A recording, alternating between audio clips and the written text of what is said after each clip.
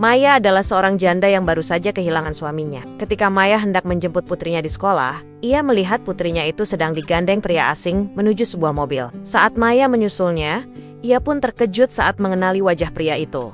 Apa yang sebenarnya terjadi? Sebelum memulai ceritanya, jangan lupa klik subscribe dan tuliskan di kolom komentar dari kota mana kalian menonton. Waktu kini terasa lebih panjang dan lebih berat di pundak Maya. Sudah 8 bulan sejak kecelakaan tunggal itu merenggut Rio. Kecelakaan yang terasa begitu tidak adil terjadi saat ia sedang dalam perjalanan mengambil pasokan genteng khusus yang diminta pelanggan. Tugas membesarkan putrinya Tiara yang baru berusia 7 tahun, kini sepenuhnya menjadi miliknya.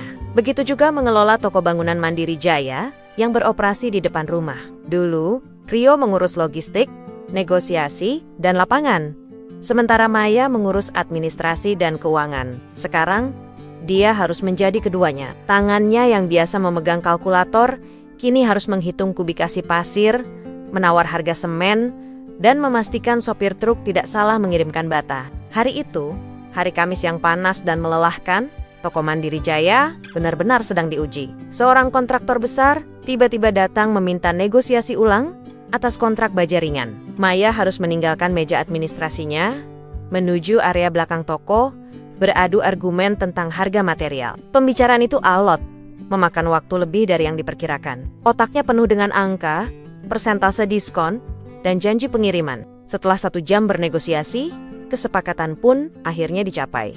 Maya menghela napas lega. Ia memutar badan, berjalan cepat ke kasir, dan menyerahkan sisa urusan serah terima kepada pegawainya, Asep. Maya baru tersadar. Sekarang sudah pukul 13. Jantungnya serasa jatuh ke perut. Tiara pasti sudah menunggunya sejak 1 jam yang lalu. Anak itu paling tidak suka menunggu. Ia selalu berjanji pada Tiara bahwa ia tidak akan pernah terlambat menjemputnya. Janji yang baru saja ia langgar. Ia menyambar kunci mobil di gantungan dekat pintu belakang, berlari kecil ke parkiran samping, dan segera masuk ke dalam mobil. Saat mobil mulai bergerak meninggalkan toko Mandiri Jaya yang ramai, pikiran Maya mulai melayang. Sepanjang jalanan komplek yang mulai macet, ia teringat jelas rutinitas mereka dulu. Dulu, mobil ini tidak pernah sesepi ini. Rio akan duduk di sana, menyetel lagu-lagu lama yang mereka sukai. Terkadang, ia akan membelai tangan Maya. Kita ini enak ya Mei, punya toko di rumah, jadi bisa jemput Tiara setiap hari, kata Rio suatu hari, dengan nada puas. Iya Rio, cuma ya gitu, kalau toko lagi ramai, kita juga harus siap-siap telat makan siang, jawab Maya sambil tertawa. Memang, kemudahan waktu luang itu adalah buah dari kerja keras. Mereka membangun usaha bersama. Mereka bisa berbagi peran, berbagi beban, dan yang paling penting, berbagi momen bersama putri kecil mereka. Kini, tak ada lagi tawa atau lagu lama. Hanya ada kesunyian yang diselingi suara radio yang sengaja ia matikan. Beban di toko ternyata berhasil mengalahkan ingatan akan janji yang sudah terpatri. Rasa bersalah itu menusuknya tajam. Ia mempercepat laju mobilnya, berharap Tiara tidak terlalu lama menunggu di pos satpam sekolah. Ketika ia belok memasuki jalanan kecil menuju SD Pelita Bangsa, ia melihat gerbang sekolah tampak sepi. Hanya ada beberapa mobil yang tersisa. Ia memarkir mobilnya agak jauh. Di bawah rindangnya pohon asam. Pandangan Maya menyapu gerbang utama. Ia mencari sosok Tiara yang berambut panjang dikuncir kuda. Namun, yang ia lihat membuatnya seketika membeku. Di depan gerbang, tidak jauh dari mobilnya, ia melihat Tiara digandeng oleh seorang pria dewasa. Pria itu berjalan cepat, memunggungi Maya, menuju ke sebuah mobil SUV hitam yang terparkir lebih dekat ke pintu masuk. Seluruh darah di tubuh Maya serasa dingin. Siapa itu? Kenapa Tiara terlihat patuh saat digandeng? Kenapa pria itu langsung membawanya ke mobil? Panik yang sesungguhnya menghantamnya. Dalam sekejap, semua skenario buruk berkelebat di benaknya. Tidak mungkin, bisiknya. Maya segera membuka sabuk pengaman, membuka pintu mobil, dan berlari sekencang yang ia bisa menuju arah Tiara dan pria misterius itu. Tiara, teriaknya, suaranya tercekat di tenggorokan. Pria itu dan Tiara berhenti. Mereka menoleh. Saat itulah, ketika wajah itu terungkap di bawah sorot matahari yang keemasan, langkah Maya melambat, lalu kakinya terhenti. Keterkejutan itu jauh lebih kuat daripada kepanikan yang ia rasakan sebelumnya. Pria itu adalah Andre. Andre, yang juga wali murid di sekolah itu, ayah dari teman sekelas Tiara yang bernama Dinda, Mereka sering berpapasan saat rapat orang tua atau acara sekolah. Hanya sebatas sapaan dan senyum sopan. Andre tersenyum. Senyum yang sedikit canggung namun terlihat tulus. "Akhirnya kamu datang," kata Andre sambil melepaskan genggaman tangannya dari tangan Tiara. Tiara memasang wajah cemberut ketika melihat ibunya, seolah kesal karena ibunya baru tiba. Andre mendekat dan mulai menjelaskan, "Maaf Maya, saya lihat Tiara sudah duduk sendiri di teras sejak bel pulang berbunyi. Tadinya Dinda berniat menemaninya sampai kamu datang. Namun, akhirnya Dinda mengantuk dan sudah masuk mobil duluan. Saya kasihan melihat Tiara belum juga dijemput. Saya baru saja mau mencoba menghubungi kamu," jelas Andre, sambil menunjukkan ponselnya yang sudah terbuka. Rasa lega bercampur rasa malu yang sangat besar membanjiri diri Maya. "Ya ampun, Andre, saya minta maaf sekali. Toko tadi ada masalah besar. Saya benar-benar lupa waktu," kata Maya. Napasnya masih memburu karena berlari. Wajahnya pasti sudah semerah tomat karena kombinasi lari dan malu. "Tidak apa-apa, sungguh, saya mengerti," jawab Andre lembut.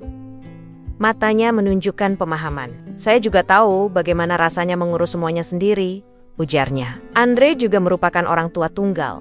Istrinya meninggal 2 tahun lalu karena sakit. "Terima kasih Andre, terima kasih banyak. Kamu benar-benar menyelamatkan saya dari rasa bersalah yang tak termaafkan. Ayo Tiara, kita pulang sekarang." Maya meraih tangan Tiara, bersiap membawanya ke mobil. Namun, Tiara menarik tangannya kembali. "Tiara nggak mau pulang. Tiara mau main sama Dinda. Dinda sudah janji mau tunjukin kamar yang baru," protes Tiara, cemberutnya semakin dalam. Maya menatap Andre, meminta bantuan.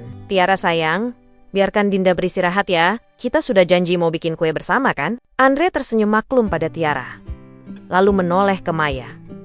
"Begini saja, Dinda juga sudah lama sekali ingin Tiara main ke rumah. Kalau kamu memang sedang sibuk dan lelah, biarkan Tiara ikut saya dulu. Saya akan menjaganya. Dan kamu bisa pulang. Istirahat sejenak, atau selesaikan urusan toko. Saya akan pastikan Tiara aman dan bahagia. Bagaimana?" Maya ragu. Ini terasa tidak benar. Ia harusnya menolak. Ia harusnya bertanggung jawab penuh atas anaknya. "Aduh Andre, saya tidak enak. Saya benar-benar harus minta maaf." Andre menggeleng, memotong ucapan Maya. "Sudah dibilang tidak apa-apa. Saya dan Dinda sudah lama menunggu momen ini. Anggap saja ini balas budi karena kamu pernah membantuku mencarikan tukang pipa yang andal 3 bulan lalu." Maya tertawa kecil. Rasa tegangnya mengendur sedikit. Ia memandang Tiara yang kini menatapnya dengan mata penuh harap. "Baiklah Tiara, tapi janji jangan nakal ya. Dengar kata Om Andre," kata Maya akhirnya. Tiara bersorak gembira. "Asik, makasih Ma, sampai jumpa." Tiara segera kembali menggandeng tangan Andre dan mereka berjalan ke mobil hitam. Sebelum masuk, Andre sempat melambaikan tangan, matanya seolah menyampaikan pesan diam. Semuanya akan baik-baik saja. Maya kembali ke mobilnya. Mobil itu terasa sangat hening dan hampa. Ia menyalakan mesin, namun ia tidak langsung menginjak pedal gas. Ia membiarkan mobil Andre menjauh, membawa putrinya. Rasa kesal pada diri sendiri masih menggelayutinya. Bagaimana ia bisa lupa? Bagaimana kesibukan toko yang ia bangun dengan cinta bersama Rio bisa membuatnya mengabaikan janji pada putri mereka? Rio tidak akan pernah membiarkan ini terjadi. Ia menyandarkan kepala di sandaran kursi, memejamkan mata. 8 bulan berlalu, dan ia masih berjuang keras untuk menemukan keseimbangan antara menjadi ibu tunggal yang sempurna dan pengusaha yang sukses. Ternyata, kedua peran itu seringkali bertabrakan. Mungkin Andre benar, pikirnya. Ia memang butuh istirahat. Ia mengendarai mobilnya pulang ke toko. Sesampainya di sana, ia hanya meminta Asep untuk membereskan sisa pembukuan dan mengunci toko. Sementara ia sendiri naik ke rumah di lantai atas. Ia mandi air hangat, mengganti pakaian, dan duduk di sofa ruang tamu yang dulu selalu menjadi tempat Rio bersantai. Sore itu terasa berbeda. Tanpa Tiara, rumah terasa lebih sepi, tapi juga lebih damai. Damai tanpa tuntutan. Ia menyadari betapa jarang ia mengambil waktu untuk sekadar bernapas sejak kepergian Rio. Sekitar pukul 6 sore, ponsel Maya bergetar. Nama Andre muncul di layar. "Halo Andre, maaf ya, saya belum sempat hubungi kamu balik," kata Maya, segera mengangkat telepon. "Tidak masalah Maya, saya hanya ingin bilang Tiara dan Dinda sedang asyik sekali bermain boneka di kamar Dinda." Mereka sudah selesai makan malam. Saya akan mengantarnya pulang sekitar pukul 7 agar kamu bisa istirahat lebih lama, kata Andre dari seberang. Suaranya terdengar santai dan hangat. Seketika, rasa bersalah Maya tergantikan oleh rasa haru. Betapa baiknya pria ini. Jangan repot-repot, Andre. Kamu sudah banyak membantu.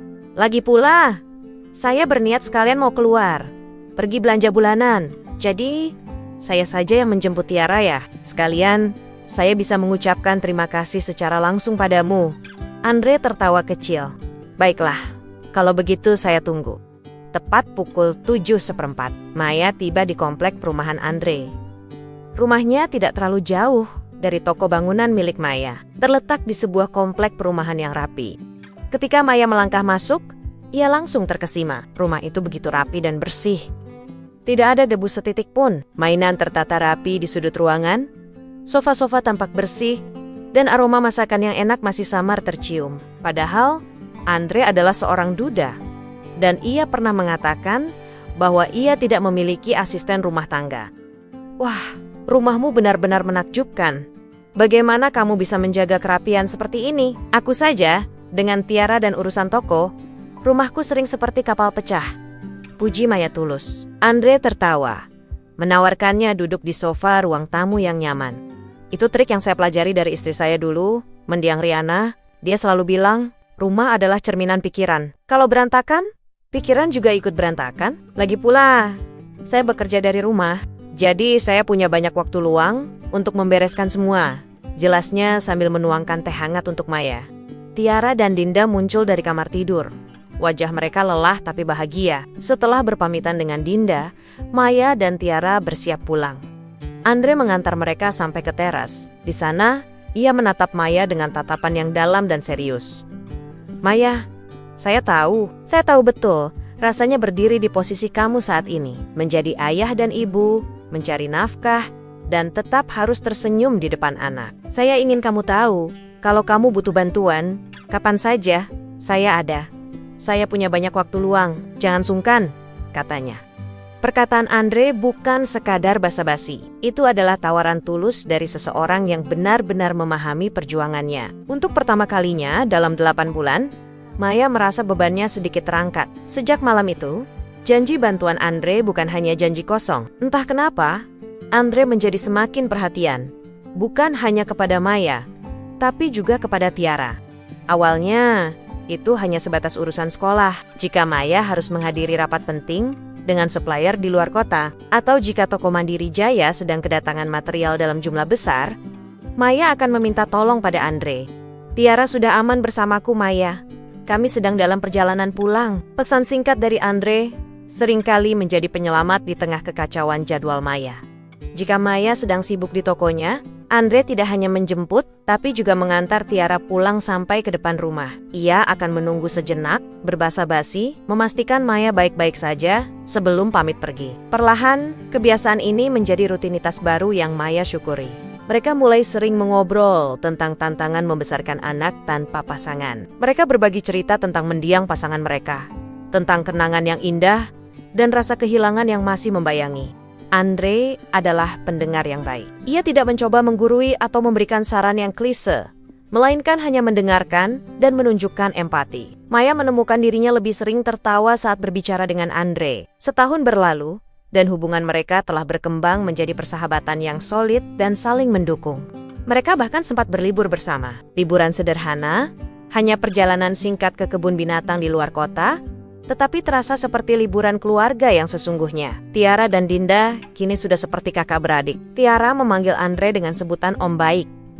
Dan Dinda juga selalu senang berada di dekat Maya. Maya melihat bagaimana Tiara yang biasanya pemalu dan sering merenung, kini menjadi lebih ceria karena kehadiran Dinda dan figur laki-laki yang hangat seperti Andre.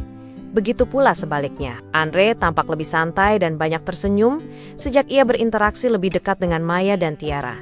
Maya mulai menyadari, Andre bukan hanya teman, ia adalah penyeimbang. Ia adalah jangkar yang menahan badai setelah Rio pergi. Di dekat Andre, Maya tidak merasa harus menjadi dua orang sekaligus. Ia hanya perlu menjadi dirinya sendiri. 2 tahun setelah kepergian Rio, kehidupan Maya sudah jauh lebih stabil. Toko Mandiri Jaya berjalan lancar, dan ia telah berhasil membagi waktu antara pekerjaan dan putrinya. Namun, masih ada satu hal yang tidak bisa ia kendalikan. Perasaannya terhadap Andre. Perasaan itu tumbuh secara diam-diam, seperti bibit yang disiram setiap hari oleh kebaikan dan perhatian. Suatu hari, di tengah kesibukan toko, ponsel Maya berdering.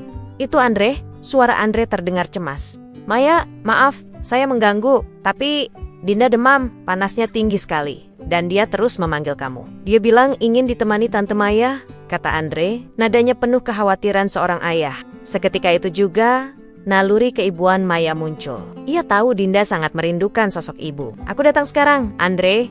Tolong kompres dia dulu." "Aku segera ke sana," jawab Maya tanpa ragu. Ia buru-buru menyerahkan kunci toko kepada Asep dan menjelaskan situasinya. Meminta Asep menjaga Tiara yang sedang bermain di ruang tengah rumah mereka. "Tiara, nak, Mama pergi sebentar ya. Dinda sedang sakit. Mama harus merawatnya. Kamu main sama Om Asep dulu," pesan Maya pada putrinya. "Iya, Ma. Tolong bilangin ke Dinda supaya cepat sembuh," balas Tiara. Maya meluncur cepat menuju rumah Andre. Saat ia tiba, Andre terlihat berantakan. Ia mengenakan kaos rumahan dan rambutnya acak-acakan. Sementara Dinda terbaring lemah di tempat tidur. Wajahnya memerah karena demam. Maya langsung mengambil alih. Ia mengganti kompres Dinda, memberinya obat penurun panas, dan membujuknya untuk makan. Andre hanya berdiri di sudut ruangan, tampak lega sekaligus canggung. "Saya tidak tahu bagaimana harus berterima kasih. Dia terus-menerus manja, tidak mau menuruti kata-kata saya," kata Andre pelan. "Sudah, Andre, tenang. Dinda ini juga sudah seperti anakku sendiri," jawab Maya sambil membelai rambut Dinda yang basah oleh keringat. Setelah beberapa saat, demam Dinda mulai turun. Anak itu terlihat mengantuk dan mulai tertidur lelap dalam dekapan Maya. Maya menyelimutinya dengan hati-hati. Saat Dinda hampir terlelap sepenuhnya, matanya yang setengah tertutup menatap Maya, tangannya yang kecil meraih tangan Maya. "Terima kasih, Mama," bisik Dinda pelan. Suaranya serak. Setelah mengucapkan kata itu, ia langsung terlelap. Udara di kamar itu serasa menipis. Andre, yang berdiri di pintu, terkejut. Matanya melebar, dan ia memalingkan wajahnya. Kedua pipinya tampak merona karena kaget dan malu.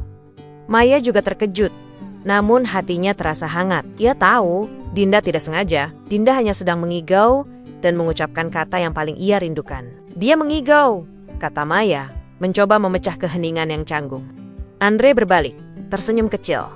"Ya, mungkin." Setelahnya, Andre memaksa Maya untuk tetap tinggal dan beristirahat. Ia membuatkan sup hangat dan kopi untuknya. Mereka duduk di teras belakang rumah, di bawah cahaya lampu yang temaram. Keheningan malam itu terasa berbeda. Ada sesuatu yang belum terucapkan setelah panggilan Mama dari Dinda. "Saya minta maaf soal tadi, Maya," ujar Andre, memecah kesunyian. "Mungkin Dinda terlalu merindukan sosok ibunya." "Aku mengerti, Andre. Aku sama sekali tidak tersinggung. Justru aku terharu," jawab Maya, menyesap kopinya. "Tiara juga sangat dekat denganmu, Andre," lanjut Maya pelan. "Dia selalu menanyakanmu jika kamu lama tidak menjemputnya. Dia selalu bilang, 'Om Andre itu seperti papa, Ma. Tapi Om Andre nggak sering marah kalau Tiara nakal.'"